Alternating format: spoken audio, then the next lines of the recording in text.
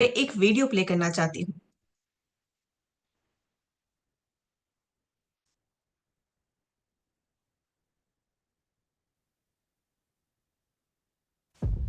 क्या आप जानते हैं आपकी रोजमर्रा की आदतें आपकी सेहत के लिए खतरा बन सकती हैं? जंक फूड, मोबाइल की लत, रात भर जागना, मिलावटी खाना, एक्सरसाइज न करना, ये सब एक स्लो पॉइजन है जो धीरे धीरे आपके जीवन के लिए खतरा पैदा कर सकता है। दुनिया में हर साल 41 मिलियन लोग अनहेल्थी लाइफस्टाइल की वजह से अपनी जान गंवा देते हैं, यानी हर 2 सेकंड में एक जान जा रही है। भारत में हर 30 सेकंड में हार्ट अटैक की वजह से एक आदमी की जान जा रही है, और इनमें से आधे लोग 40 साल से कम उम्र के हैं। डायबिटीज से हर साल 1.5 मिलियन लोग मरते हैं। मोटापे की वजह से हर साल 2.8 मिलियन लोग जान गंवा रहे हैं। PCOS, hormonal imbalance, depression, stroke, liver failure, ये सब सिर्फ एक ही वजह से हो रहा है, और वो वजह है गलत लाइफस्टाइल। आपको लगता है कि ये सिर्फ डराने की बात है? तो एक मिनट रुकिए और सोचिए, आप दिन भर क्या खाते हैं? कितनी देर मोबाइल पर रहते हैं? कितनी बार एक्सरसाइज करते हैं? आजकल यही बातें चलती है।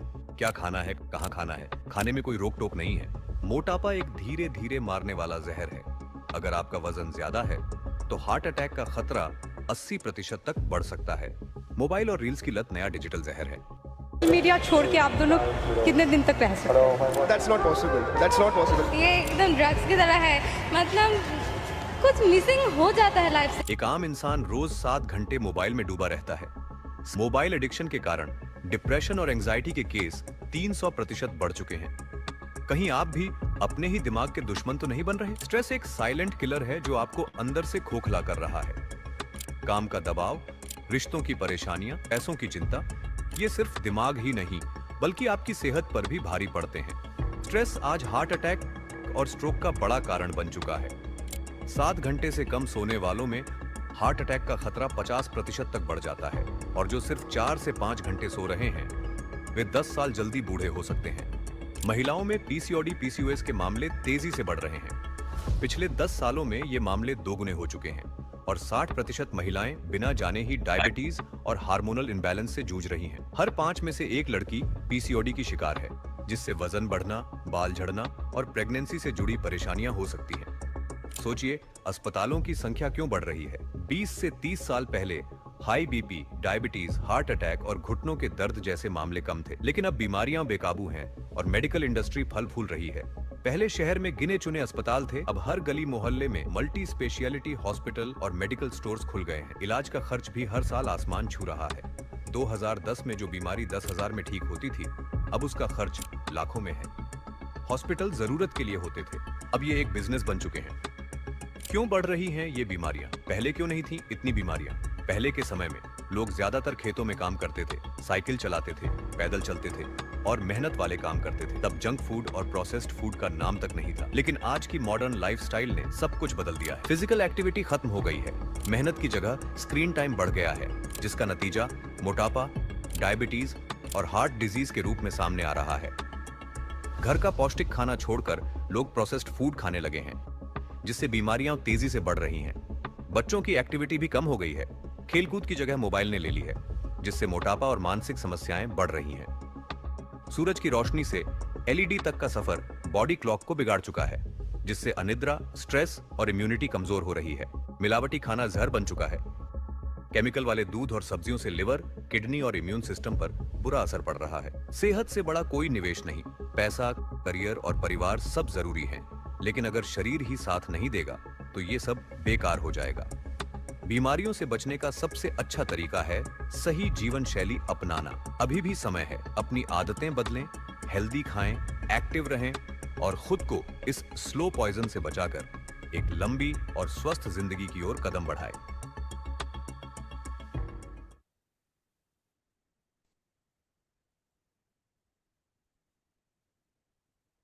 इसमें से हमने जितने भी दृश्य देखे साथियों इस वीडियो में, कुछ दृश्य काफी डरावने थे, भयावह थे, पीड़ादायक भी थे। हमारे ही परिवार में या हमारे कोई नोन में हमने ऐसे केसेस को जरूर देखा होगा। हार्ट अटैक के केसेस और ना चाहे अनचाही बीमारियों के केसेस दिन ब दिन बढ़ते जा रहे हैं। इस वीडियो को देखने से हम सब डर तो गए हैं, लेकिन अब क्या करें? डर के रह सकते हैं क्या? डरने से तो कुछ नहीं होने वाला। इसीलिए आज इस पूरे हम सेशन में बहुत कुछ जानने वाले हैं, जो कि हमें एक मार्गदर्शन देगा, एक रास्ता देगा कि कैसे हम आगे अच्छे से चल सकते हैं, क्या क्या बदलाव ला सकते हैं। और अगर कुछ बदलाव लाने के साथ साथ हम अपने जीवन को बेटर कर सकते हैं, स्वस्थ बना सकते हैं, तो मैं तो वो बदलाव लाऊंगी और मैं उम्मीद करती हूँ कि आप भी वो बदलाव लाएंगे। तो आज हम ऐसी ही एक वीडियो के बारे में और मैं आपको शेयर कर रही हूं, ताकि उस वीडियो से हम कुछ और चीजों को सीखें और समझें।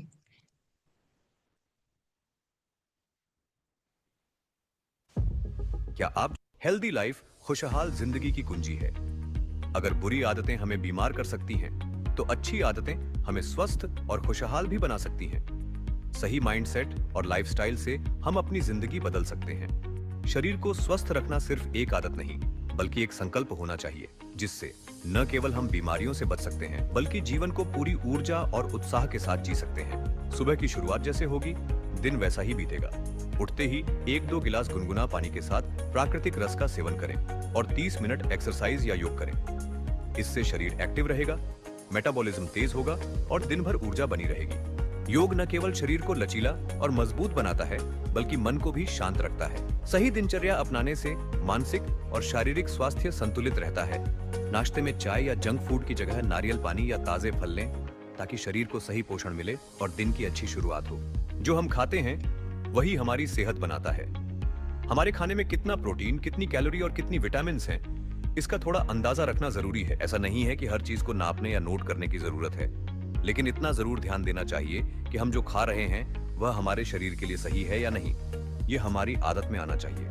हर किसी की लाइफस्टाइल अलग होती है, इसलिए डायबिटीज, मोटापा व अन्य बीमारियों के अनुसार खान-पान बदलना जरूरी है। घर का बना संतुलित आहार, जिसमें दाल, सब्जियां, दही और रोटी शामिल हो, सेहत के लिए फायदेमंद है।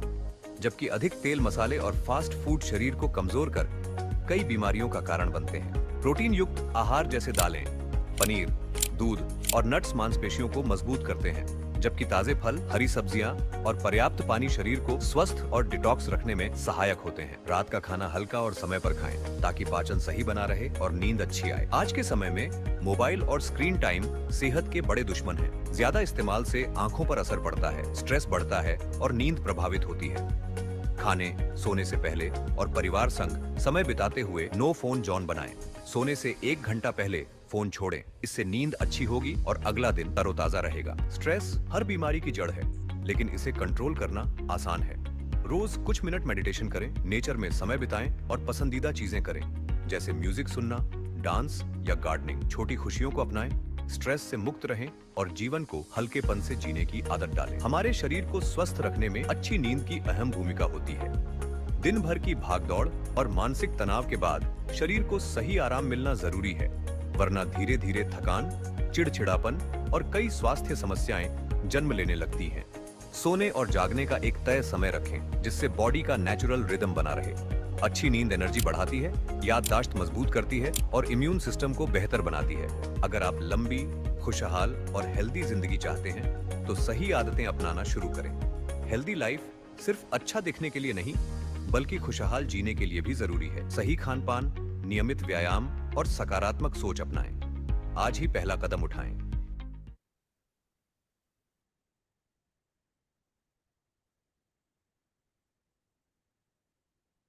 तो मैं उम्मीद करती हूँ ये वीडियो काफी अच्छी लगी होगी आपको।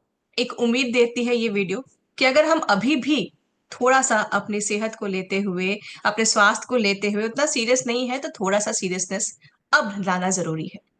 इस वीडियो से हमें एक दृष्टिकोण मिला है कि कैसे हम अपना, अपने परिवार को हम स्वस्थ रख सकते हैं, और क्यों जरूरी है कि आने वाले कल को स्वस्थ बनाने के लिए आज से ही वो छोटे छोटे बदलाव हम खुद में लाएं, अपने परिवार वालों को भी उसके बारे में बताते हुए इस बदलाव में शामिल करें। साथियों, अब मैं उन्हें आमंत्रित करना चाहती हूं जिनका सपना है कि एक ऐसा भारत बने जो कि स्वस्थ हो, रोग मुक्त हो। वह लाखों के जीवन को बेहतर बनाने के लिए निरंतर सोचते हैं और उसी दिशा में ही वो काम करते रहते हैं। आपकी तालियों की गूंज के साथ हमारे बीच में परम आदरणीय टीसी छाबड़ा सर को मैं आमंत्रित करना चाहती हूँ। सर, आप हमारे बीच में आए और हमारा मार्गदर्शन करें। धन्यवाद सर, प्लीज सर कम। बहुत बहुत धन्यवाद सविता। और सभी साथियों का, सभी मेहमानों का मैं बहुत बहुत धन्यवाद अदा करता हूं कि आज एक ऐसा अवसर आप सब साथियों ने प्रदान किया है, जिसके माध्यम से एक जो मन में सपना है कि एक रोग मुक्त भारत पे कुछ काम किया जाए, उसका माध्यम आप है। इसलिए आपको बहुत बहुत धन्यवाद। मैं जानता हूं आप सभी ये सुनने के लिए बेताब है कि आखिर इस डायबिटीज जैसी व्यापक समस्या से हम कैसे छुटकारा पा सकते हैं। आप कोई ऐसा स्मार्ट सा सोल्यूशन कुछ चाह रहे होंगे कि बस कुछ ऐसा मिल जाए और 2 मिनट में काम हो जाए। हो सकता है, लेकिन काम तरीके से ही होगा, क्योंकि गलत तरीके से तो गलत ही काम हो सकते हैं, सही काम तो सही तरीके से हो सकते हैं। ये एक ऐसा विचार क्यों आया, थोड़ा सा मैं इसकी भूमिका बता देता हूँ आपको। काफी दिनों से स्वास्थ्य पर हम काम कर रहे हैं और कुछ ऐसे समाधान हमें मिले जिसके माध्यम से इसे रिवर्स किया जा सकता है, डायबिटीज को रिवर्स किया जा सकता है। तो ऐसे काफी परिणाम मिल गए, पर इतना जल्दी यकीन नहीं हुआ, या यकीन क्योंकि इतने बड़े कार्य को करने के लिए पूरा यकीन होना बहुत जरूरी है। तो हमने अलग अलग तरह से एक्सपेरिमेंट किए, जो क्लिनिकल जो ट्रायल होते हैं ऑफिशियल, वहाँ ट्रायल कराए गए। फिर हमने कुछ व्यक्तिगत तौर पे कुछ साथियों के साथ ट्रायल किए। फिर उसके बाद मैंने खुद कुछ व्यक्तियों को वो सब काम, वो तरीके अपनाकर प्रयोग किए। तो हर बार सफलता मिली, और इतनी अच्छी सफलता मिली कि उनके सबके फीडबैक ये थे कि डायबिटीज का तो कंट्रोल हुआ ही है, लेकिन जीवन जीने में बहुत मजा आने लग गया, मुझे बहुत अच्छा फीलिंग आ रहा है। तो उसके बाद जब पूरा विश्वास हो गया, तो फिर ये विचार जो था कि ये इस पे कुछ क्रांतिकारी काम किया जाए, कुछ बड़े स्तर पर काम किया जाए। जब ये हो सकता है तो आप खुद बताइए, क्या इंसान से रुक पाना पॉसिबल है? कि जब ये चीज सामने है, जहां हम इंडिया को कैपिटल ऑफ वर्ल्ड बोल रहे हैं डायबिटीज की, या 10 करोड़ के आसपास डायबिटिक से जो ग्रसित लोग रहते हैं, और इससे ज्यादा जो है प्री डायबिटिक कंडीशन में जो आगे पीछे उस स्थिति में आने की तैयारी में है, और अब जिस गति से ये बढ़ रहा है, तो इतने बड़े स्तर पर कोई चीज हो रही है और हमारे पास समाधान हो, तो आपका दिल क्या कहेगा? डेफिनेटली हम, हमारा दिल यही कहेगा कि नहीं, इस समाधान को व्यापक तौर पे फैलाना चाहिए और इस बढ़ती हुई समस्या से हमें निजात पाना चाहिए। उसी सिलसिले में ये विचार आया, और एक कार्यशाला 3 दिन की जो है प्रारंभ की गई है, ताकि आपको उस विषय पे ठीक से जानकारी दी जा सके। तो मैं कुछ स्क्रीन शेयर करके अपनी बात को रखना चाहूंगा।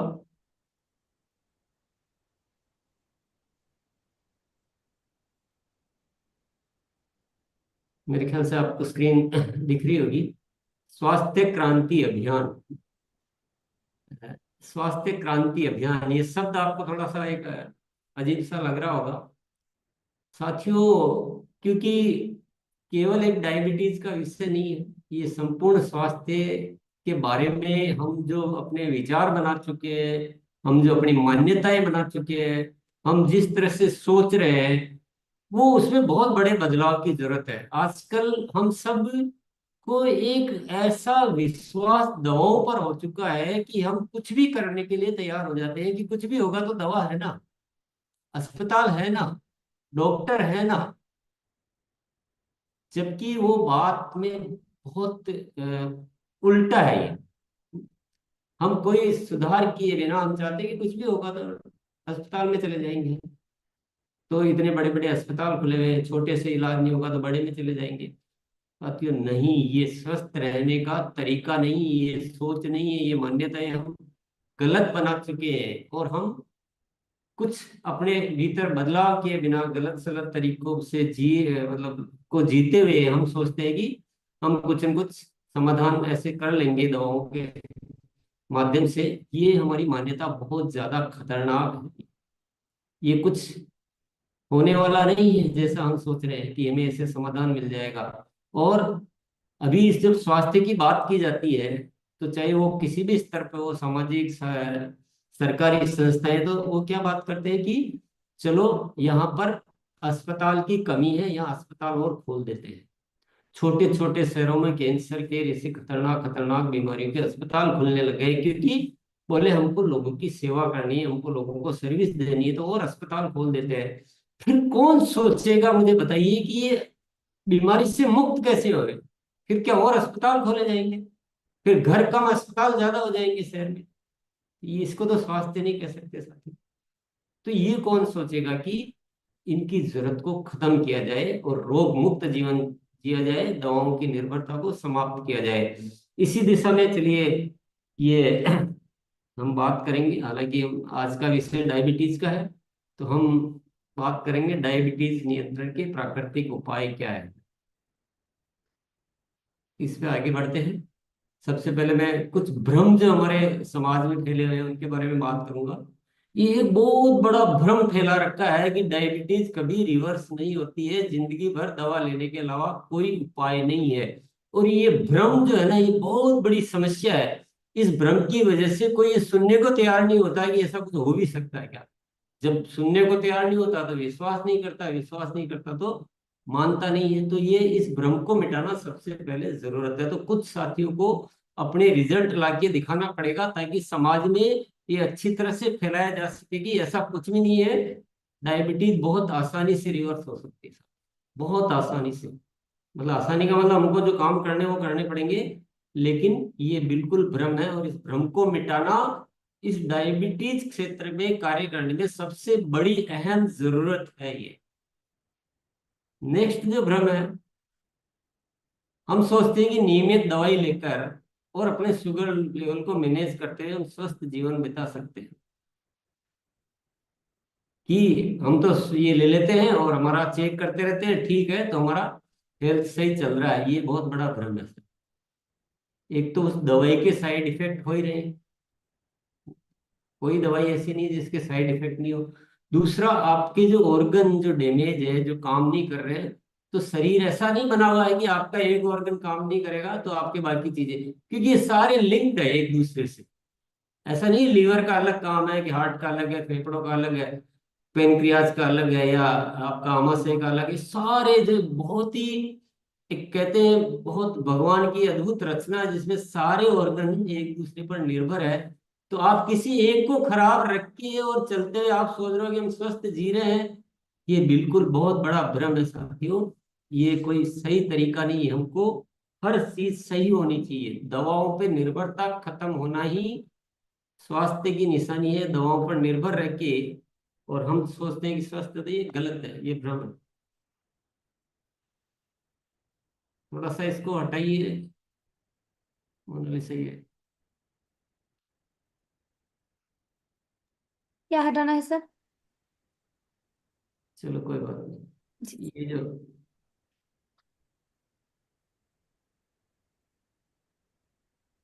तीसरा भ्रम है, कुछ अस्पताल में महंगा इलाज कराए बिना हम स्वस्थ नहीं रह सकते। कि हमारे पास बहुत बड़े डॉक्टर है हमारे शहर में, तो हमारे तो बहुत बड़े बड़े अस्पताल है, यहाँ ठीक नहीं होंगे तो वहाँ चले जाएंगे, वहाँ ठीक नहीं होंगे तो वहाँ चले जाएंगे, यही स्वास्थ्य की निशानी है और ऐसे हम स्वस्थ रह सकते हैं। ये भी बहुत बड़ा भ्रम है। स्वस्थ तो वह है जिसे अस्पताल जाने की जरूरत नहीं पड़ती है, जो कभी बीमार नहीं होता है, जो भी है अपने प्राकृतिक तरीकों से स्वस्थ रहता है, मस्त रहता है, जैसा कि हमने भी वीडियो में देखा था। तो ये तो हो गए कुछ भ्रम। आप सोच रहे होंगे कि यार हमें तो तरीका बताओ, तो मैं वही थोड़ा सा, ये सारी चीजें भी बहुत जरूरी साथियों, थोड़ा सा डिस्कशन आपके साथ करेंगे। डायबिटीज की बीमारी कई बीमारियों का प्रवेश द्वार है, ये कुछ फैक्ट्स है, तथ्य, सही तथ्य। डायबिटीज अकेले नहीं आती, ये ध्यान रखना। ये दूल्हा है जो बहुत सारे बाराती लेके आती है साथ में। हाँ, वो है कि कोई आज दिखेगा, कोई कल दिखेगा, कोई परसों दिखेगा, लेकिन इसके द्वारा जो हार्ट का जो इश्यू है, जो जो हार्ट की संभावनाएं बहुत बढ़ जाती है, हार्ट खराब होने की। अल्जाइमर्स डिजीज, इसकी संभावनाएं बढ़ जाती, eye damage, kidney damage, skin colour, और फुट डैमेज, नर्व डैमेज, ऐसी अनेक व्याधियां, ये डायबिटीज के आगे के चरण है। ये अगर डायबिटीज को आप प्राकृतिक तरीके से रिवर्स नहीं करते और जैसे तैसे मैनेज करके और चलाते रहते हैं और आपकी डोज भी बढ़ती रहती है, तो साथियों ये समझ लीजिए कि आप का क्या मतलब संभावनाएं बन रही है। मैं ज्यादा इस बारे में बोलना नहीं चाहूंगा, पर ये थोड़ा सा होश में आने की हमें जरूरत है। अगर हमें अच्छा जीवन जीना है तो सावचेत होना चाहिए। दूसरा तथ्य है कि यदि आप प्राकृतिक तरीके से डायबिटीज को नियंत्रित करते हैं तो आप संपूर्ण स्वास्थ्य लाभ प्राप्त करते हैं। कभी आपने एलोपैथी की दवा लेने गए हो, डॉक्टर के पास गए हो और उससे डॉक्टर से पूछो कि ये दवा लेने से डॉक्टर साहब मैं जिस चीज के लिए इलाज कराने आया हूँ वो तो ठीक हो जाएगा, पर इससे कुछ और भी ठीक होगा क्या? डॉक्टर बोले "आप पागल हो गया, पेट दुख रहा है तो पेट की दवाई मिलेगी, इससे सिर थोड़ी ठीक होगा"।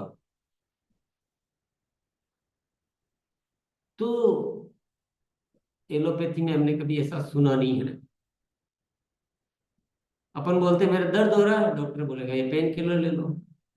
अगर आप पूछ लिया कि पेन किलर लेने से मेरे किडनी पे तो असर नहीं होगा, तो डॉक्टर क्या बोलेगा? किडनी पे असर होगा तो किडनी की भी दवाई है हमारे पास, चिंता क्यों करते हैं? बोले किडनी के बाद मेरा फिर क्या होगा? जो होगा सबकी दवाई है, और 10 दवाइयां मैं पहले लिख के दे देता हूँ पर्चे पर कि अगर पेट दुखे तो ये ले लेना, दस्त हो तो ये ले लेना, एसिडिटी हो तो ये ले लेना, सिर दर्द हो तो ये ले लेना, पर मेरे पास ज्यादा बकवास मत कर। पर सबसे बड़ा सत्य क्या है और तथ्य क्या है कि अगर प्राकृतिक तरीके से आप डायबिटीज को नियंत्रित करते हैं तो आपकी डायबिटीज ही रिवर्स नहीं होगी, बल्कि आप पूरा शरीर आपका स्वस्थ होगा। आपको जाने अनजाने जो आपको आज पता नहीं वो भी ठीक होगी, जो पता है वो भी ठीक होगी। आप डायबिटीज का इलाज करेंगे प्राकृतिक तरीके से तो आपका मोटापा भी कम होगा, आपको कब्जी है वो भी ठीक हो जाएगी, आपका कमर दर्द है वो भी ठीक हो जाएगा, पीसीओडी भी ठीक हो जाएगा, हार्ट प्रॉब्लम, ब्लड प्रेशर, सारी अल्जाइमर सब कुछ ठीक होगा। आप तंदुरुस्त रहेंगे, मस्त रहेंगे। तो ये तो करना पड़ेगा, करना चाहिए यार, इसको क्यों छोड़ना। फिर नेक्स्ट जो एक फैक्ट है, डायबिटीज रोग जितना पुराना होगा उतना ही आपके ऑर्गन्स है क्षतिग्रस्त होते जाएंगे।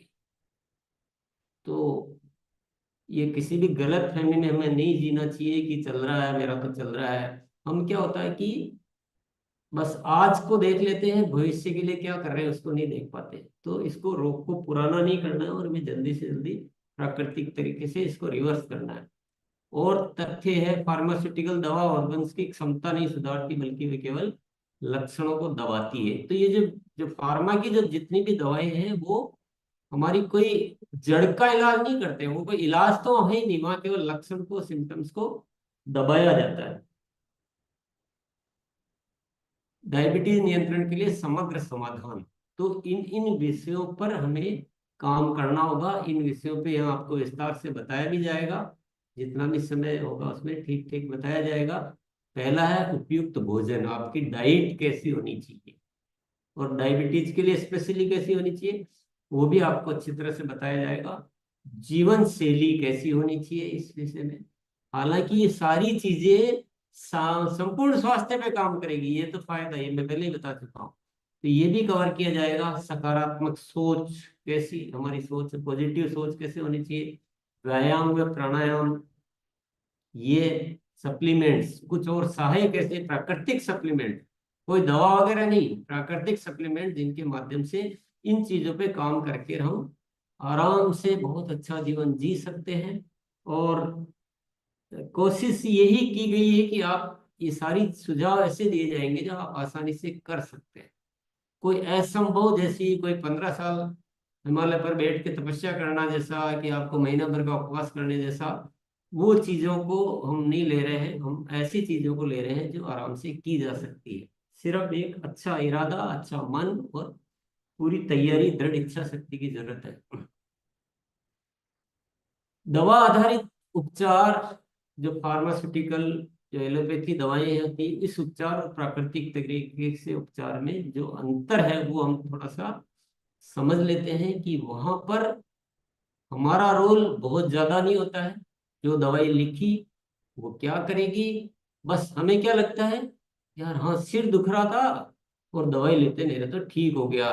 आप इसकी परवाह नहीं कर पा रहे हैं, न वो दवा देख पा रही है, न डॉक्टर सोच रहा है इस विषय पे कि ये दवा तो ले ली आपने, उस लक्षण को तो दवा दिया, पर जिस वजह से जो सिर दुख रहा था वो प्रॉब्लम तो आपने अंदर दबा दी जो भविष्य में जाके, तो वहां हम ये सारी चीजों से मुक्त होते हैं और हमारा कबाड़ा होता रहता है। लेकिन प्राकृतिक तरीके से जब उपचार करेंगे तो हमारी भूमिका इसमें पूरी आ जाएगी। हमें बहुत सारी आदतों को बारे में समझना है, जीवन शैली को समझना है, हमें विचारों को समझना है, तो थोड़ा सा हमारा रोल बहुत महत्वपूर्ण है। इसलिए मेरे प्यारे साथियों, आप नोटबुक ले लें, पेन ले लें, अच्छी तरह से चीजों को नोट कर लें, और थोड़ा सा अपने लिए, थोड़ा दुनिया के लिए, थोड़ा समाज के लिए, थोड़ा आने वाली पीढ़ी के लिए अपनी एक जिम्मेदारी को मानते हुए थोड़ा सा दिल को थोड़ा सा तैयार कर ले। बहुत सारे सब साथी बोलते रहते हैं कि क्या करें, मेरे से होता नहीं है। तो ये जो कार्यशाला है ये इसीलिए की गई है कि हम मानसिक रूप से इस तरह से तैयार हो जाएं, जहाँ इतनी बड़ी जरूरत है वहाँ हमें कोई बलिदान तो नहीं देना पड़ रहा है, पर आपकी वजह से अगर इस देश से ये डायबिटीज की समस्या कम हो सकती है, तो क्या आप उसके भागीदार बनना चाहेंगे? अपने दिल से पूछे, क्या आप चाहते हैं कि आप बीमारियां अपने शरीर में बढ़ाना शुरू करें जिसका असर आपकी आने वाली पीढ़ी पर पड़े, उनके बच्चों पर पड़े? भले ही वो बीमार होए तो हो जाए, मेरे से तो ऐसा नहीं हो सकता।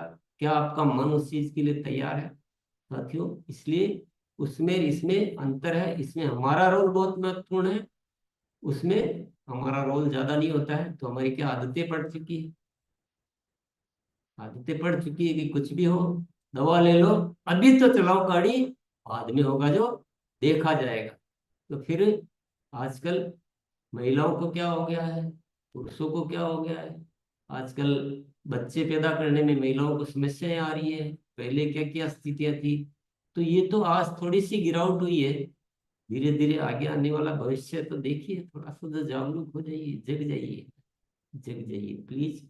तो मैं सभी से अनुरोध करूंगा, आपने मेरी बातों को ध्यान से सुना है, मैं तो केवल भूमिका के लिए आया हूँ, बाकी यहाँ बहुत सारे विशेषज्ञ आएंगे, आपको बहुत अच्छे तरीके से बताया जाएगा। हमारी पूरी कोशिश है, हमारे दिल में एक अच्छी अद्भुत भावना है कि आप सब लाभ उठाएं और इस समाज में अपने इस बात को फैलाएं। आप खुद अपने ऊपर प्रयोग करके आप स्वस्थ बने और इस समाज में सबको धीरे धीरे स्वस्थ बनाने का बीड़ा उठाएं। यही इस कार्यशाला का उद्देश्य है। जरूर आपका सहयोग मिलेगा, इसी आशा के साथ बहुत बहुत धन्यवाद।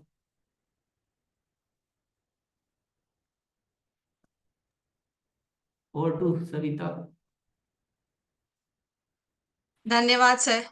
सर, जिस तरह से आपने हमें समझाया और जिन बारीकियों से हमें अवगत कराया उसके लिए बहुत बहुत धन्यवाद। ये सत्य है साथियों कि डायबिटीज अकेले नहीं आता है, बहुत सारी बीमारियों को अपने साथ लेके आता है। और डॉक्टरों का कोई नुकसान नहीं होता है, जैसे सर ने कहा, हर एक बीमारी की हर एक दवा है, वो दवा की लिस्ट कभी छोटी नहीं होती है। धन्यवाद सर। साथियों, अब मैं बुलाना चाहूंगी हमारे बीच में एक ऐसे व्यक्ति को जिनका नाम आप सब बहुत अच्छे से जानते हैं, जिनको आप सब कई सेशंस में भी सुन चुके हैं। जी हाँ, तो आप सबके सामने मैं बुलाना चाहूंगी उन्हें, जिन्होंने मधुमेह में और न जाने कितनी बीमारियों में सही गाइडेंस देते हुए लोगों के जीवन को चेंज किया है। मधुमेह में हमारे आहार का भी बहुत ज्यादा एक इंपॉर्टेंट रोल प्ले होता है कि किस तरह से हम खाना बनाते हैं, क्या खाना बनाते हैं, हम क्या खा रहे हैं, किस तरीके से खा रहे हैं, कब खाना चाहिए, ये सारे फैक्टर्स, छोटे छोटे फैक्टर्स हैं। सुनने में तो लगता है कि भाई क्या फर्क पड़ता है, कभी भी कुछ भी हम खा सकते हैं, पर नहीं, फर्क पड़ता है। और इसके बारे में हम और जान सकते हैं, समझ सकते हैं और इसी को समझाने के लिए हमारे बीच में डाइटिशियन ईशा वशिष्ठ जी हैं, जिन्होंने अपने अनुभवों से कई लोगों की जिंदगियों को गाइड किया है और एक सकारात्मक बदलाव लाया है, जिनको हाल ही में ही India most admired wellness expert का अवार्ड से भी सम्मानित किया गया है। आइए आज हम उनसे सीखेंगे कि मधुमेह से पीड़ित लोगों को किस प्रकार से आहार लेना चाहिए और कैसे इस मधुमेह जैसी बीमारी को, प्री डायबिटीज जैसी बीमारी को हम रिवर्स कर सकते हैं। तो आइए मेरे साथ हम इनको सुनते हैं। एक थम्स अप देंगे मुझे कि ताकि मैं समझ पाऊं कि आपको आवाज आ रही है। अभी तो नहीं आई। नमस्कार, मेरा नाम ईशा वशिष्ठ है। मैं एक सर्टिफाइड डाइटिशियन हूँ और मेरा मिशन है कि मैं एक रोग मुक्त भारत बनाऊं। आज इस वर्कशॉप के माध्यम से हम बहुत सारे डायबिटीज पेशेंट्स को, जिनको ऑलरेडी शुगर की बीमारी है और वो इसे रिवर्स करना चाहते हैं, उनकी हेल्प करने की, उनकी मदद करने की कोशिश कर रहे हैं। ये 3 दिन का वर्कशॉप प्लान किया गया है। आज डाइट पर स्पेशल बात की गई है और मुझे मौका मिला है कि मैं डाइट पर बात कर सकूं और आपको अपनी एक्सपर्टाइज से बता सकूं कि डायबिटिक रिवर्सल के लिए, डायबिटीज मैनेजमेंट के लिए, शुगर लेवल्स को कंट्रोल करने के लिए कौन सी डाइट सही है। तो सबसे पहले डाइट के बारे में बात करने से पहले मैं आप सबको रिक्वेस्ट करूंगी कि आपको अपनी डाइट के लिए कुछ रूल्स, कुछ ऑप्शंस को आज समझना है, ताकि आप अपनी डाइट को खुद प्लान कर सकें। सबसे इंपॉर्टेंट चीज किसी भी डायबिटिक पेशेंट के लिए, किसी भी शुगर के मरीज के लिए होती है कि उसका शुगर लेवल एकदम स्पाइक ना हो। वो कुछ ऐसा ना खा ले जिससे एकदम उसका ब्लड शुगर बढ़ जाए। यानी अगर मेडिकली बोला जाए तो उन्हें high GI, high glycaemic index वाले फूड्स नहीं खाने हैं। हर फूड का अपना एक ग्लिसेमिक इंडेक्स का स्कोर होता है। आप उसे गूगल पर चेक कर सकते हैं, ऑनलाइन चेक कर सकते हैं। आपको 55-60 से नीचे वाले स्कोर वाले फूड्स खाने हैं आपको, ताकि आपको सस्टेन्ड एनर्जी मिले, आपका शुगर लेवल स्लोली रिलीज हो और बॉडी उसे अच्छे से प्रोसेस कर पाए, वो शुगर ब्लड में ना पड़ी रहे। क्योंकि अगर आपकी शुगर लेवल हाई होती है, यानी एक्सेसिव शुगर ब्लड में पड़ा है, दैट मीन्स वो आपके ऑर्गन्स को हार्म कर सकता है, वो हार्ट को हार्म कर सकता है, किडनी को हार्म कर सकता है। इसीलिए हम चाहते हैं कि हम आपकी डाइट ऐसे प्लान करवाएं ताकि आपका शुगर लेवल जो है ब्लड का, वो नॉर्मल रहे और जो एकदम से शुगर स्पाइक है वो आपके ब्लड में ना हो। तो आपको लो जीआई फूड्स लेने हैं। जितने भी आपने फ्रूट्स लेने हैं, आप उन्हें गूगल पर चेक कर सकते हैं कि क्या उसका ग्लिसेमिक इंडेक्स कम है। तो जैसे बेरीज, एप्पल्स, पियर, आप ये फ्रूट्स ले सकते हैं, इनका जीआई कम होता है। सब्जियां आपको इस तरह चूज करनी है। सिर्फ यही सब्जियां नहीं है जिनका जीआई कम है, आप गूगल पर सर्च कर सकते हैं, बहुत लंबी लिस्ट है। और आप बहुत सारी सब्जियों में से चूज कर सकते हैं जिनका ग्लिसेमिक लोड, ग्लिसेमिक इंडेक्स कम होता है। ज्यादातर सब्जियों का ग्लिसेमिक इंडेक्स लो ही रहता है। अब यहाँ पर एक और इम्पॉर्टेंट चीज जो मैं आपको बताना चाहती हूँ, अगर आप गेहूं खाते हैं या राइस खाते हैं, इन दोनों ग्रेन्स का ग्लिसेमिक इंडेक्स बहुत ज्यादा होता है। तो आपने देखा होगा आज की डेट में हमारी सरकार भी मिलेट्स पर फोकस कर रही है। मिलेट्स, मोटा अनाज जो हमारे पूर्वज खाते थे, तो उससे अगर आप अपनी डाइट में इंक्लूड करेंगे तो उनका जीआई भी कम होता है और डायबिटीज रिवर्सल में आपको मदद मिलेगी अगर आप नॉर्मल गेहूं या चावल को छोड़कर इस अनाज पर स्विच करें। और इनकी क्वांटिटी भी कितनी होनी चाहिए वो भी मैं आपको कुछ ही देर में बताने वाली हूँ। जैसे आप बाजरे का आटा ले सकते हैं, ओट्स का आटा भी इजीली अवेलेबल है, वो आप ले सकते हैं। और फॉक्सटेल मिलेट, जिसे कोंदू का आटा बोलते हैं, कंगनी बोलते हैं, आप उसे ले सकते हैं। नट्स में आप वॉलनट्स, अखरोट ले सकते हैं, आलमंड्स, पीनट्स, इनका भी जीआई कम होता है और साथ साथ ये हेल्दी फैट्स भी आपको देते हैं। अब बहुत सारे कुछ ऐसे हमारे किचन में हर्ब्स पड़े हैं जो हमें इस प्रॉब्लम से छुटकारा पाने में मदद कर सकते हैं, लेकिन हम उन्हें कभी नोटिस ही नहीं करते। जिस तरह मेथी दाने, इनका अगर बहुत अच्छा सपोर्ट मिल सकता है हमें अगर हम इसे रेगुलरली लें for controlling our sugar levels. इसी तरह दालचीनी, जो हमें एक मीठे की सेटिस्फेक्शन भी देती है और साथ साथ इसके अपने हेल्थ बेनिफिट्स भी हैं और अगेन ये शुगर लेवल्स को नॉर्मलाइज करने में मदद करती है। इसी तरह एलोवेरा, अगर आपको एलोवेरा जूस मिल सकता है, अगेन वो आपके लिए बहुत अच्छा है। अदरक अपने आप में इसकी एंटी इंफ्लेमेटरी प्रॉपर्टीज, अगेन वो हमें हेल्प करता है डायबिटीज मैनेजमेंट में, सपोर्ट करता है। तो अब आपको सुबह से लेकर शाम तक इन चीजों को कैसे अपनी डाइट में इंक्लूड करना है या क्या क्या आपको खाना है, उसके बारे में अभी मैं आपको डिटेल में जानकारी देने वाली हूँ। आपको अपने दिन की शुरुआत, या जितने भी मेरे पास डायबिटीज के पेशेंट्स आते हैं या हम उनकी थेरेपेटिक डाइट बनाते हैं for diabetes reversal, specially type 2 diabetes में, तो वहां पर सबसे इंपॉर्टेंट होता है उन्हें सुबह सुबह मेथी का पानी पिलाना। तो मैं आप सबसे रिक्वेस्ट करूंगी कि आप हर रोज रात को 1 चम्मच मेथी दाने आप भिगो लीजिए 1 गिलास पानी में, और सुबह उठते ही अपने दिन की शुरुआत उस पानी से कीजिए। आप उस पानी को छान लीजिए, आप फिर वो पानी पीजिए जिसको आपने ओवरनाइट सोक करके रखा था, जिसमें आपने मेथी का एक दानों का 1 चम्मच सोक करके रखा था। तो उस डिटॉक्स वाटर को, उस पानी को आप सुबह सुबह लें, ये आपके शुगर लेवल्स को नॉर्मलाइज करने में मदद करेगा। सेकेंड, हम चाय या कॉफी पीते हैं, उसकी जगह जितने भी साथी जो शुगर के पेशेंट्स हैं और जो अपनी इस बीमारी को रिवर्स करना चाहते हैं, क्योंकि medically it is possible, diabetes reversal संभव है, लेकिन आपको कुछ परिवर्तन करने हैं, कुछ चेंजेस करने हैं। आपने अगर ये वर्कशॉप ज्वाइन की है, अपने आप में ये प्रूफ है कि आप परिवर्तन करने के लिए तैयार हैं। तो एक इंपॉर्टेंट परिवर्तन जो आपको करना है वो है आपको अपनी चाय या कॉफी को चेंज करना एक हर्बल टी से, जिसको मैं जिंजर टी कहती हूँ, जो डायबिटिक पेशेंट्स के लिए बहुत अच्छी है। पानी में थोड़ा सा अदरक उबाल लीजिए, उसमें नींबू निचोड़ दीजिए, थोड़ी सी दालचीनी डाल दीजिए। तो इसे सिप सिप करके जब आप पियेंगे, आपको पीने में बहुत अच्छा भी लगेगा, आपको चाय वाली फीलिंग भी आएगी, और इस तरह आपकी ये जो जिंजर टी है ये आपके शुगर लेवल्स को नॉर्मलाइज करने में भी मददगार होगी।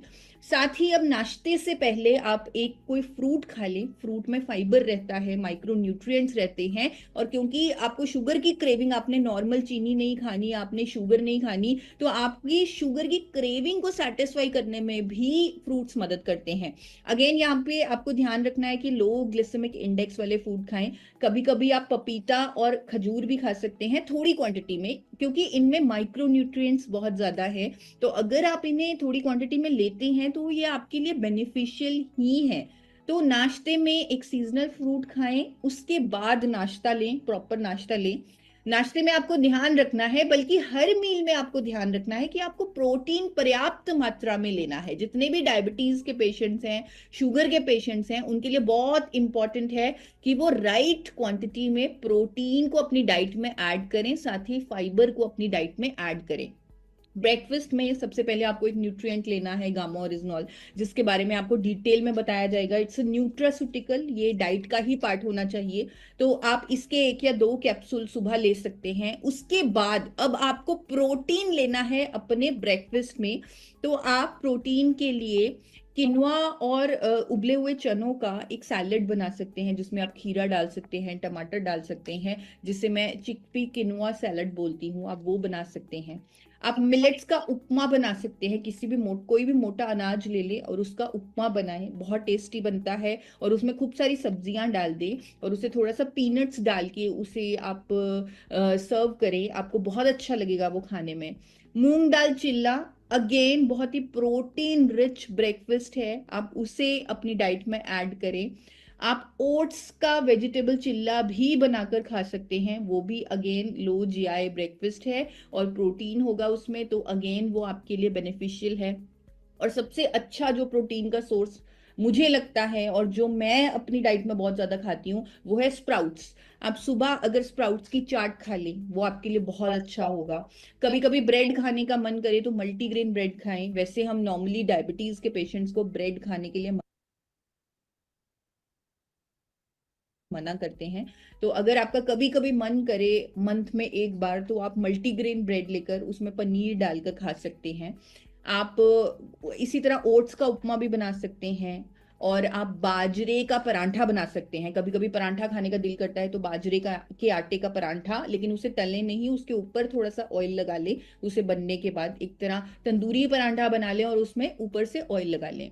और मंथ में एक बार पोहा, जो नॉर्मल पोहा हम खाते हैं, normally I do not recommend poha two diabetes patients, हम उन्हें मना करते हैं क्योंकि उसका जीआई हाई होता है। तो लेकिन अगर आपको बहुत ज्यादा मन करता है कि मुझे पोहा खाना है तो मंथ में एक बार यानी महीने में एक बार आप खाएं, लेकिन ज्यादातर आपका जो ब्रेकफास्ट है वो इन चीजों से भरा होना चाहिए, प्रोटीन से भरा होना चाहिए। और स्प्राउट्स अपने आप में सबसे बहुत ही अच्छा सोर्स है प्रोटीन का। अब उसके बाद जब आपने नाश्ता कर लिया तो डायबिटीज के पेशेंट्स के लिए बहुत जरूरी है कि वो हर 2 या 3 घंटे में खाएं और थोड़ी मात्रा में खाएं। उन्हें एकदम से अपना पेट नहीं भरना, क्योंकि अगर वो बहुत ज्यादा ओवर ईट कर लेंगे तो उनका शुगर स्पाइक हो जाएगा, शुगर लेवल बढ़ जाएगा, विच जो हमें नहीं करना। तो इसीलिए मैंने जो आपको डाइट प्लान जो मैं आपको दिखा रही हूँ, समझा रही हूँ, उसमें एवरी 3 आवर आपको कुछ खाने को दिया जा रहा है। जिस तरह मिड मॉर्निंग स्नैक में यानी नाश्ते और लंच से पहले बीच का जो टाइम होता है उसके अंदर आपको एक मुट्ठी आप आलमंड्स या वॉलनट्स ले सकते हैं, और या फिर आप, अब ये सब कुछ नहीं खाना, या फिर आप छाछ ले सकते हैं जिसमें थोड़ा सा जीरा डाल सकते हैं, काली मिर्च डाल सकते हैं। और अगर आपने नाश्ते में स्प्राउट्स चाट नहीं खाया तो आप इस टाइम भी खा सकते हैं स्प्राउट्स की चाट, जिसमें आप नींबू डाल सकते हैं, ब्लैक सॉल्ट डाल सकते हैं, पिंक सॉल्ट डाल सकते हैं। बहुत इंपॉर्टेंट चीज ये है कि आपको अपने मिड मॉर्निंग स्नैक में बिस्किट, नमकीन या कुछ भी पैक थिंग नहीं लेनी, क्योंकि अगेन ये आपको हार्म करेगी, आपकी डायबिटीज रिवर्सल की जर्नी मुश्किल बना देंगी। अगर आप बिस्किट्स या नमकीन इस टाइम लेंगे तो आपको नहीं लेना है, आपको हेल्दी फूड लेना है। हो सके तो आप स्प्राउट्स लीजिए, नट्स लीजिए, आप छाछ, लस्सी ले सकते हैं। अब लंच से पहले आपको रूल बना लेना है कि मुझे 1 प्लेट सैलेड खाना ही खाना है अपने लंच से पहले। तो आप लंच से पहले 1 प्लेट सैलेड जरूर खाएं। मुझे कोई डायबिटीज की प्रॉब्लम नहीं है, लेकिन फिर भी मैं अपने लंच से पहले 1 प्लेट सैलेड जरूर खाती हूँ, जिसमें खीरा होता है, टमाटर होता है, मूली होता है। तो आप भी अपने लंच से पहले 1 प्लेट सैलेड लें, आपको एडिक्वेट फाइबर मिलेगा, माइक्रो न्यूट्रिएंट्स मिलेंगे, वाटर मिलेगा। और लंच में आप अच्छे से जो आपको पसंद है वो खा सकते हैं सैलेड लेने के बाद। जैसे आप दाल ले सकते हैं, कोई भी सीजनल वेजिटेबल ले सकते हैं। अब यहाँ पर छोटा सा एक चेंज मैं कर रही हूँ लंच में, आपको रेगुलर गेहूं और चावल की जगह आपको लो ग्लिसेमिक इंडेक्स वाले मिलेट, मोटा अनाज की रोटी बनाकर खानी है, और रोटी की मात्रा आपको कम कर देनी है। जैसे आपकी प्लेट है, उस प्लेट में आपका 25% प्रोटीन होना चाहिए, 50% वेजिटेबल्स होनी चाहिए जिसमें सैलेड भी आ चुका है, और 25% बचा हुआ रोटी होनी चाहिए। यानी रोटी की मात्रा जो अब तक हम बहुत ज्यादा खा रहे हैं, चावल जो अब तक हम बहुत ज्यादा खा रहे हैं, उसे कम करना है। और एक इम्पॉर्टेंट चीज यहाँ पर मैं बताने वाली हूँ, क्योंकि बहुत सारे लोग मुझे जब मिलते हैं, बहुत सारे डायबिटीज के पेशेंट्स मुझे मिलते हैं, वो कहते हैं कि हम तो अपनी रोटी पर घी नहीं लगाते, या हम तो सूखी रोटी खाते हैं। तो वो सूखी रोटी खाना आपके शुगर लेवल को एकदम स्पाइक कर देगा। तो आई वुड रेकमेंड आप थोड़ा 1 या 2 ड्रॉप्स घी के उस रोटी पर डालें, उसे घी से मतलब उसके ऊपर घी लगा ले और फिर उसे खाएं। तो उससे उसका ग्लिसेमिक इंडेक्स जो लोड है वो कम हो जाएगा, और आपका जो शुगर है because of the healthy fats वो धीरे धीरे अप जाएगा। अब यहाँ पर आटा आपको कौन सा चूज करना है, आपको बाजरे का आटा या ज्वार का आटा या फॉक्सटेल जिसे कंगनी बोलते हैं वो आटा आप यूज कर सकते हैं। अब लंच के बाद आती है बारी इवनिंग स्नैक की, जब हम नॉर्मल चाय लेते हैं, बिस्किट लेते हैं, तो वहां पर आपको बहुत ही इंपॉर्टेंट चेंज करना है। आपको भुने हुए चने खाने हैं। मतलब आप देखिए, जो भी मैं आपको डाइट प्लान बता रही हूँ, कहीं ना कहीं उसमें हम प्रोटीन ऐड कर रहे हैं हर मील में। तो आपको प्रोटीन लेना है। रोस्टेड चना एक बहुत ही बेहतरीन ऑप्शन है। थोड़े से आप एक मुट्ठी चने ले सकते हैं भुने हुए, साथ में ग्रीन टी ले लीजिए या हर्बल टी ले लीजिए। अगर आपको बहुत मन करता है कि मुझे तो दूध वाली चाय पीनी है, तो जिस तरह अंग्रेज चाय पीते हैं, यानी ब्लैक टी में थोड़ा सा दूध मिलाकर, ऊपर से दूध को बॉयल नहीं करते वो, तो वैसे आप ले सकते हैं। लेकिन ऑफ कोर्स आपको चीनी नहीं डालनी है। और आप मखाने ले सकते हैं 1 मुट्ठी, या फिर आप पीनट की चाट बना सकते हैं जिसमें प्याज, टमाटर, नींबू डाल सकते हैं।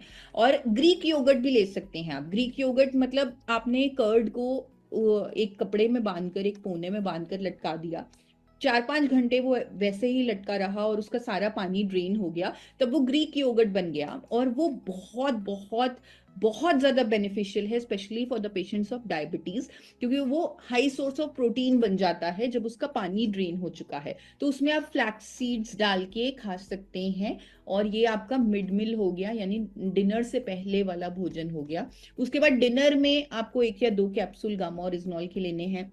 एंड देन डिनर में आपको जो जिस चीज का ध्यान देना है वो ये है कि यहाँ भी आपको प्रोटीन को ऐड करना है, और यहाँ पर आपको कोई भी आटा नहीं लेना, चाहे वो मिलेट है वो भी आपको नहीं लेना। आप सॉटे वेज ले सकते हैं, यानी सब्जी खूब सारी खा सकते हैं, सूप ले सकते हैं, और साथ में आप इन तीनों में से कोई भी ऑप्शन ऐड कर सकते हैं, यानी आप पनीर ऐड कर सकते हैं, टोफू ऐड कर सकते हैं, या दाल ले सकते हैं।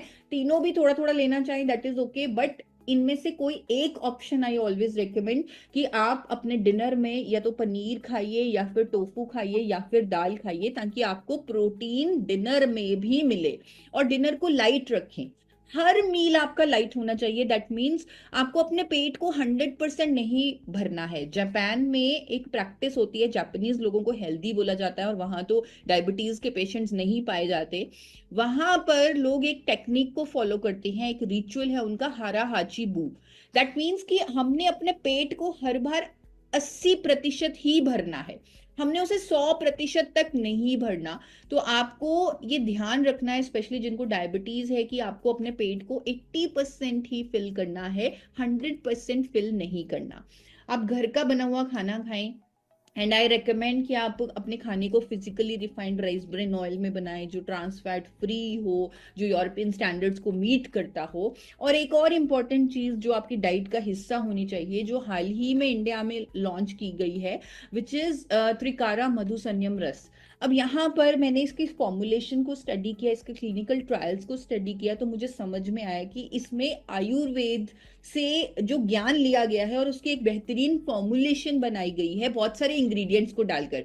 जिस तरह मैंने आपको मेथी खाने को कहा, एलोवेरा खाने को कहा, इवन करेला का बहुत अच्छा रोल है, जामुन अगेन हेल्प करता है डायबिटीज पेशेंट्स को, लेकिन ये सब कुछ लेना आपके लिए पॉसिबल नहीं है। तो एक बहुत अच्छा एक रेडीमेड सोल्यूशन हमें मिल गया मधु संयम रस के नाम से, जिसे हम 30 ml दिन में 2 बार गुनगुने पानी में ले सकते हैं। अगेन इसे कवर किया जाएगा अच्छे से। और ये जो आपका डाइट प्लान है, ये आपको हमेशा नोट रखना है, ध्यान रखना है, और इसे फॉलो करना है। एटलीस्ट 3 महीने के लिए आपको इसे फॉलो करना है, और साथ साथ अपने शुगर लेवल्स को मॉनिटर करते रहना है। जब जब आप ये सारे लाइफस्टाइल चेंजेस अपने डाइट में, अपने लाइफस्टाइल में ऐड करेंगे, तब हो सकता है जो आप शुगर की मेडिसिन ले रहे हैं, आपको उनकी मेडिसिन की डोजेजेस को कम करना पड़े। क्योंकि जब गामा ओरिजिनॉल भी अपना काम करेगा, मधु संयम रस भी अपना काम करेगा, डाइट प्लान अपना काम करेगा, तो आपको अपनी शुगर की जो दवाइयां हैं उनके डोजेजेस को कम करना ही पड़ेगा। तो इसके लिए बहुत जरूरी है कि आप अपने डॉक्टर के संपर्क में रहें, और आप अपने शुगर लेवल्स को मॉनिटर करते रहें, आप अपने शुगर लेवल्स को चेक करते रहें। साथ साथ लाइफस्टाइल में बहुत जरूरी है कि 2 से 2.5 लीटर कम से कम आप पानी भी पिएं। दूध की जगह, क्योंकि दूध में भी शुगर होता है, लैक्टोस, जो हमारे ब्लड शुगर लेवल को एकदम स्पाइक कर देगा, तो we need to use curd. हम दही ले सकते हैं, छाछ ले सकते हैं दूध की जगह। हमने नॉर्मल चीनी नहीं लेनी है, तो हम नेचुरल स्वीटनर ले सकते हैं कभी कभार, हो सकता है तो अवॉइड करें तो ज्यादा अच्छा है। लेकिन स्टीविया भी एक नेचुरल स्वीटनर है, जो हम अपने जितने भी हमारे पास डायबिटीज के क्लाइंट्स आते हैं जो बहुत मीठा खाने के एडिक्ट हैं, तो हम उन्हें एक plant based natural sweetener stevia recommend कर देते हैं, जो मीठा होता है, जो उनको हेल्प करते हैं उनकी शुगर क्रेविंग्स को सबसाइड करने में। अगेन आपको ये बाहर का तला भुना खाना नहीं खाना है, प्रोसेस फूड नहीं खाना है। थैंक यू सो मच, मुझे इतने इत्मीनान से सुनने के लिए आप सबका बहुत बहुत धन्यवाद। आई होप ये इंफॉर्मेशन आपको काम में आएगी और आप इसे अप्लाई करके अपने जीवन में एक बहुत बड़ा चेंज पाएंगे। Thank you.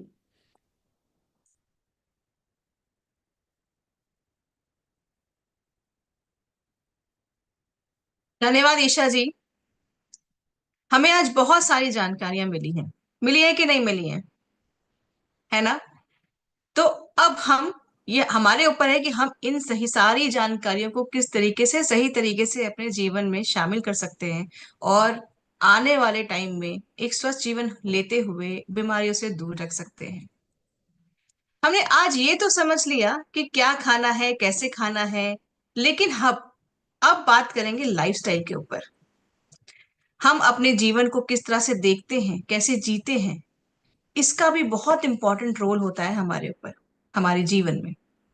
इस विषय पे हमें जागरूक करने के लिए मैं हमारे बीच में फिर से आप सबके प्रिय, हम सबके प्रिय टीसी सर को बुलाना चाहती हूँ।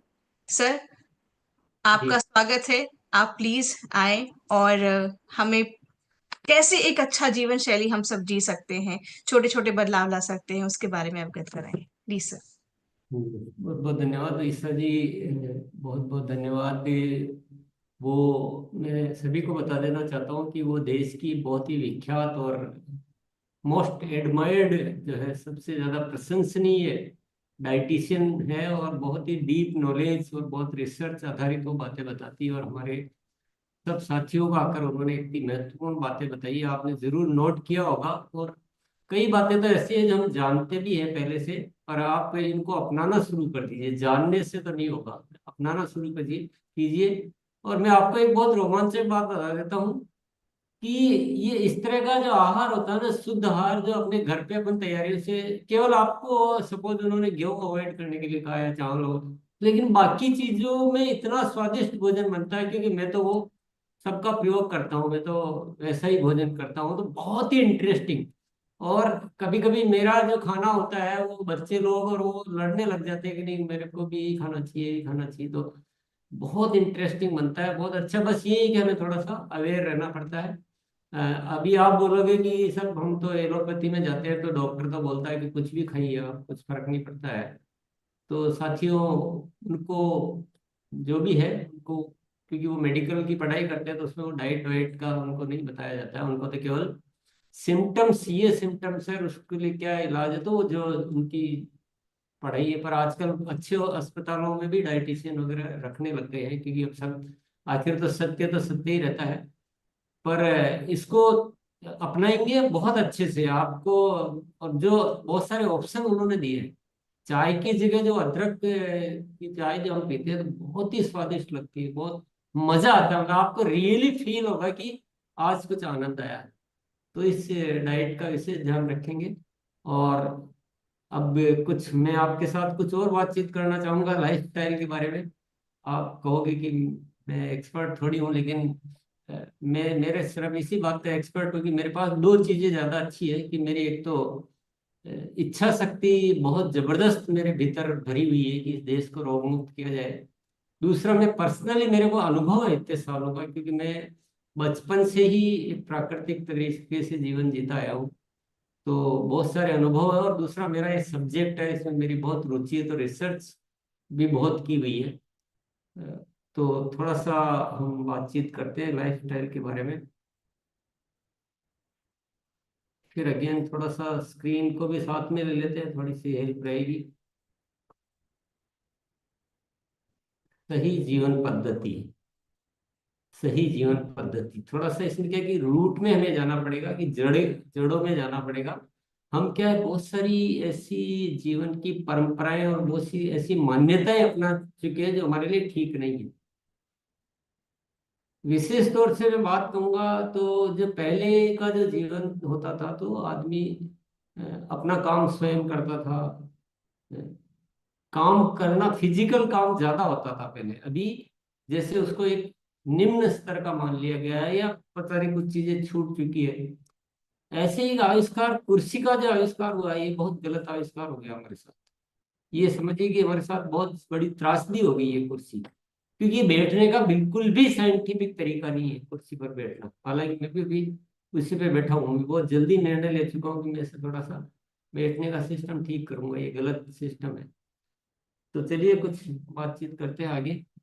लाइफस्टाइल में क्या क्या मुख्य घटक है, मतलब सब्जेक्ट क्या क्या होते हैं। एक तो सक्रियता, जो अभी मैं बात कर रहा था, कि जो ह्यूमन बॉडी बनी हुई है सक्रिय रहने के लिए बनी हुई है। ये पड़े रहने के लिए, शिथिल रहने के लिए, या एक जगह बैठ के काम करने के लिए बनी ही नहीं है।